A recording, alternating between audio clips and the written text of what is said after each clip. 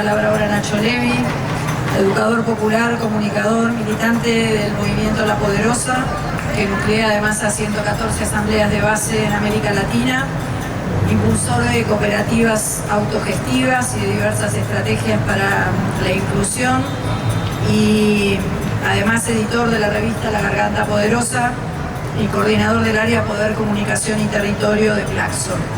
Nacho. Buenas, gracias primero a Cels, a todas, a todos ahí. Gracias, Sofi. ¿Cuántos años tenés? 17.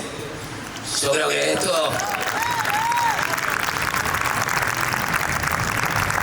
es lo más importante que podemos hacer de los movimientos, los organismos de derechos humanos en este contexto, a semana de una definición tan importante. Parece que lo más significativo que podemos hacer, por lo menos quienes están de mi banda generacional para arriba, es silencio y escuchar a las pibas, a los pibes, para que no les sea tan fácil hacernos creer que la juventud está perdida. Yo escucho a Sofi y estoy cada vez más convencido que es por ahí que nos van a salvar la vida. Y hablando de salvar la vida, antes de traer una mirada de nuestras asambleas, de nuestros barrios, sobre esta democracia, sobre esta coyuntura, queríamos desde todos esos espacios comunitarios abrazar a las familias que están llorando sus muertes en Medio Oriente, plegarnos al minuto de silencio por los civiles asesinados por Hamas en Israel y plegarnos al minuto de ruido por las niñas y niños asesinados en Palestina ayer, por las niñas y niños asesinados en Palestina hoy y por las niñas y niños que van a ser asesinados en Palestina mañana. Algo muy extraño.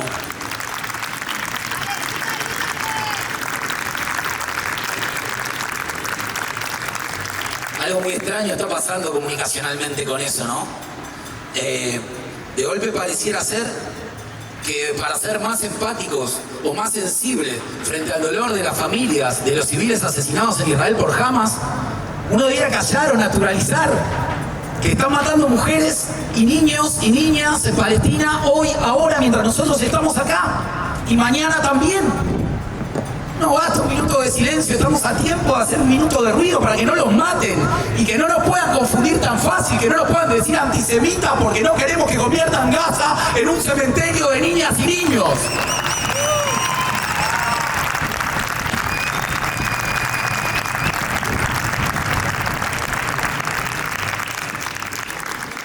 Palestina no es Hamas y el judaísmo no es Netanyahu. Creo que poner las cosas sobre la mesa es la primera responsabilidad que nos dan este tipo de encuentros, sin condicionamientos, sin concesiones, para decir que hoy y mañana van a morir niñas y niños inocentes en Palestina y posiblemente también en nuestro país, donde la realidad que atraviesa nuestro barrio sigue estando invisibilizada de la agenda pública común. La mediática, la política, de la avenida que suele separar la villa de la considerada ciudad, los servicios básicos de donde no los hay. Pareciera trazar también una línea infranqueable de agenda. Toda la familia de nuestras asambleas de este lado de la avenida para acá están hablando de la metástasis del narcotráfico desde la pandemia hasta parte de los barrios populares, no solo de Rosario, de Capital Federal, de provincia de Buenos Aires. Hablar hoy de la redistribución o la resolución de los índices de pobreza sin abordar la metástasis del narcotráfico es como hablar del orden urbanístico en Palestina como si no estuvieran cayendo bombas. Es otro nivel de negacionismo. Y durante décadas nos escucharon decir desde La Garganta, desde La Poderosa, que queríamos voces en primera persona de los barrios populares, en los paneles de televisión, en las plataformas políticas, en los tribunales de justicia, en las cátedras de la universidad. Ahora, en esto, necesitamos voces en tercera persona. Necesitamos que los comunicadores sensibles de medios masivos se hagan cargo de contar las muertes de los barrios populares que no están en la agenda pública y no están en el debate presidencial. Estos espacios de encuentro son fundamentales. Cualquier foro de derechos humanos es una BTV de nuestro movimiento, una verificación técnica vehicular de nuestro colectivo. Lo que no puede ser nunca en la chapa y pintura de nuestro colectivo. Lavar una época, un momento y pasarle por encima a la agenda que solo se puede expresar a través de los derechos humanos. Ese es el narcotráfico que se reproduce hoy en las muertes de todos los barrios, donde no son muertes de sobredosis, son muertes de bala. La guerra contra la droga no redujo la venta ni el consumo en ningún país del mundo. Estamos pidiendo que declaren la guerra contra las drogas. Que legalicen el cannabis para sacarle el negocio a la policía. Que transfieran a salud los recursos que le dan a seguridad. 14 millones de reales se le dan a Brasil con un gobierno progresista que podrían ir a las favelas por la guerra contra las drogas. Con estos niveles de desigualdad que facilitan la metástasis del narcotráfico y que traen la criminalización de la pobreza, como los pibes que murieron en la cárcel de Esteban Echevarría, donde no debían estar ni detenidos por tener un porro en el bolsillo. Facilita la desproporción de las penas, igual por exportar 25 toneladas de cocaína que por tener un porro en el bolsillo. Auspicia la superpoblación carcelaria de 2001 a 2021, del cacerolazo al coronavirus, 252% creció la población carcelaria vinculada a la venta ilegal de drogas. El 45% no terminó la primaria. Y los detenidos en esos casos, en esas farsas, son los que sostienen el tejido social de nuestros barrios. Entonces, si esa es la realidad hoy acá hay que contarla. Si este gobierno, que llegó prometiendo que los últimos iban a ser los primeros, nos debe 1000 toneladas de mercadería a los comedores donde las cocineras siguen trabajando sin salario, hay que decirlo acá. Estos foros son para eso.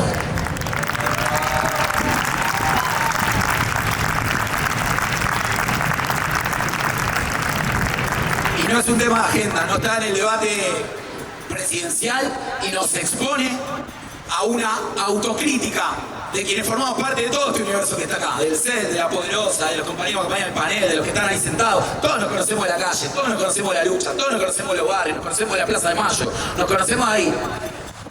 Tenemos que hacer una lectura también de lo que pasó en estos años de definiciones, discusiones internas, donde muchos organismos de derechos humanos que bancamos, seguimos bancando y vamos a bancar hasta morir, porque somos hijas e hijos de la madre y abuela de la Plaza de Mayo, hasta quienes no lo saben, hasta quienes lo niegan, hasta quienes no se han enterado.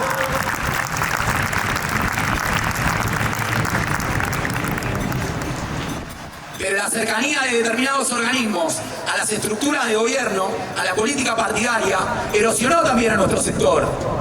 No se trata de hacer un juzgamiento o un análisis de costo-beneficio. Hubo muchas políticas de memoria, de verdad, de justicia, que tal vez hubieran sido imposibles si eso no sucedía.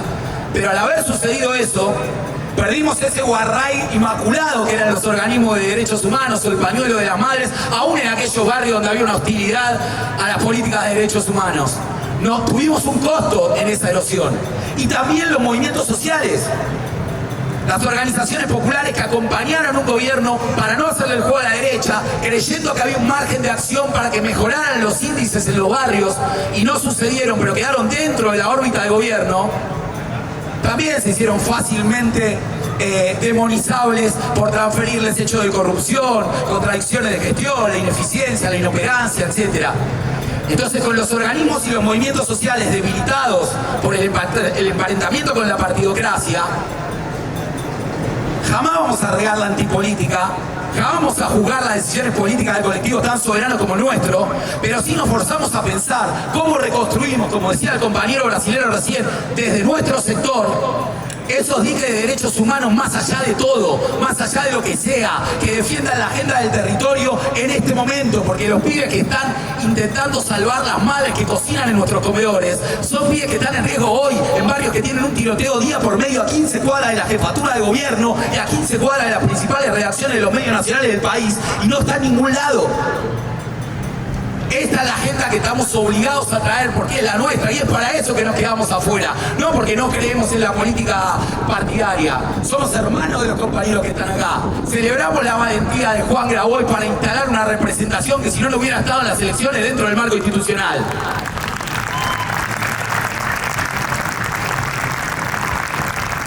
Pero sentimos que eso hay que complementarlo con la participación civil de los organismos de derechos humanos, de los movimientos sociales, la conformación de esa fuerza social que explicaba el compañero de Brasil recién también. Y en ese camino, entender la coyuntura, obviamente. Estamos preocupados y estamos ocupados. Vamos a dejar la vida hasta el día de las elecciones para que Milei no gane. Vamos a dejar la vida para que la ultraderecha no se pueda llevar puesto la conquista que nos costaron tantos años de lucha y la vida de 30.000 compañeras y compañeros detenidos, desaparecidos presentes. 30.000 compañeras detenidos, desaparecidos. Ahora, siempre. Entonces, ahora sí, hablemos de lo que era el debate presidencial, hablemos de la coyuntura, hablemos de cómo se resetea la democracia, porque Milei. Vamos a hacer todo lo posible para que no gane. Creo que es la primera vez que existe La Poderosa, que es un movimiento partidario, que puedo decir que todas y todos vamos a votar a un mismo candidato. Pero con la misma contundencia puedo decir que ninguna y ninguno hubiera elegido ese candidato. Entendemos la coyuntura, nos la ponemos al hombro, vamos a dejar la vida para que Milei no gane. Pero desde el 20 de noviembre vamos a dejar la vida para que nunca más un gobierno popular pueda llegar prometiendo que los últimos van a ser los primeros y se vaya debiendo 1.000 toneladas de mercadería a los comedores comunitarios.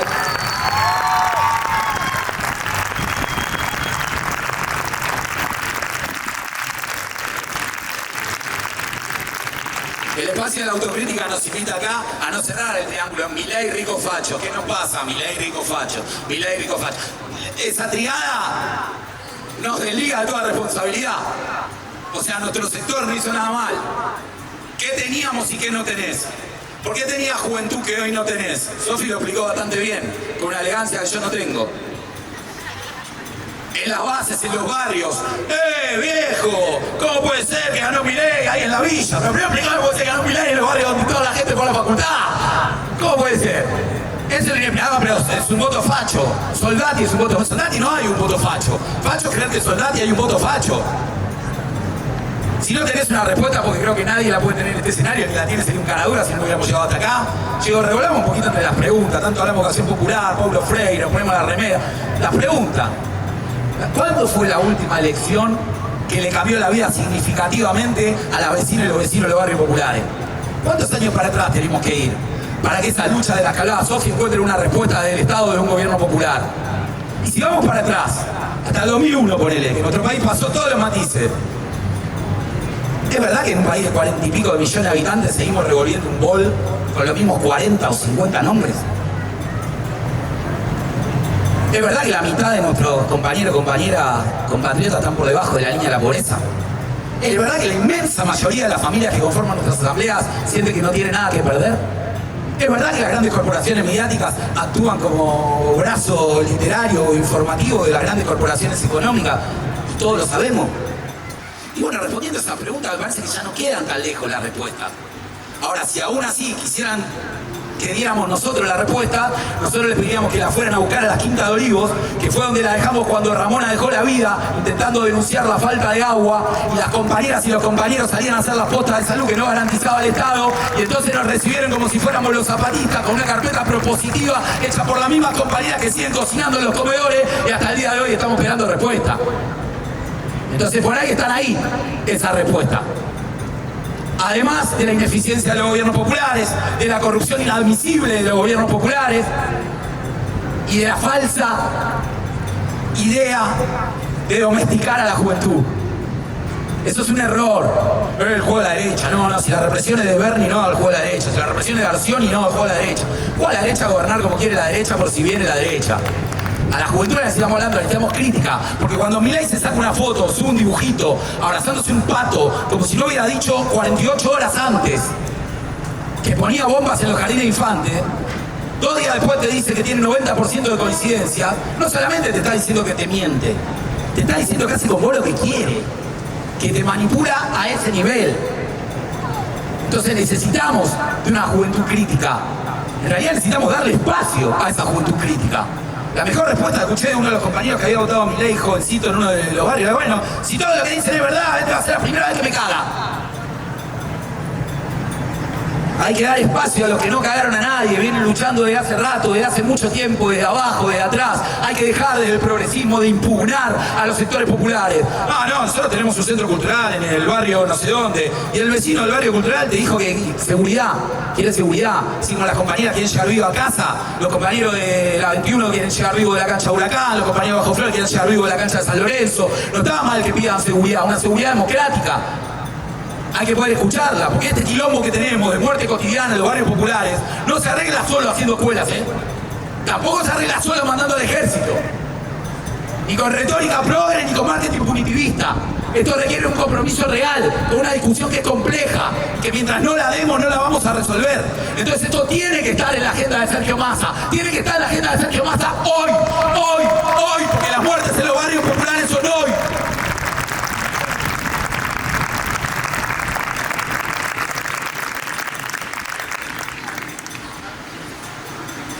Cuando Massa le gane a Milei el día siguiente, vamos a estar en la calle bregando por los mismos derechos humanos que bregaban los 30.000. Los 30.000 por los que bregaban por los derechos humanos no bregaban por la condena a los crímenes de lesa humanidad que todavía no se habían cometido. Defender los derechos humanos no es solamente combatir al negacionismo. No es solamente confrontar con los que reivindican los crímenes de la dictadura. Nuestras compañeras y compañeros tenían desaparecidos, antes de ser desaparecidos, eran compañeras y compañeros nuestros, por lo que hacían en vida. Obturar ese camino es el triunfo de la dictadura. Ese camino era un camino de servicios en los barrios populares, de tierra, techo, trabajo, salud, educación. Los pibes que defienden en los barrios a la Libertad Avanza o que la votaron, no estaban votando la venta de órganos, el voucher educativo. Lejos de eso, votan desde un enojo, de un desencanto, pero lejos del voucher educativo. Antes de cerrar mi locución, quiero contarles que Diego, un compañero de la Poderosa en la Villa 21, que levantó y sostuvo todos estos años el observatorio villero que registra las estadísticas, que no toma el INDEC, que no toma el Estado donde no llega el Estado, ese compañero ayer se recibió de licenciado en Economía en la Universidad de Buenos Aires, pública y gratuita, que vamos a defender hasta la muerte, cueste lo que cueste.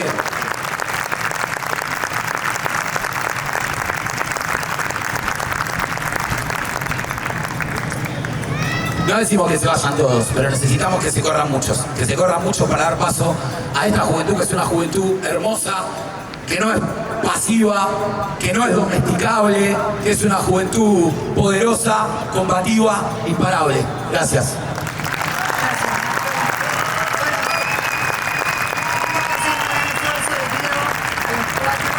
Nos quedan un poquito menos de 15 minutos que los tenemos que repartir.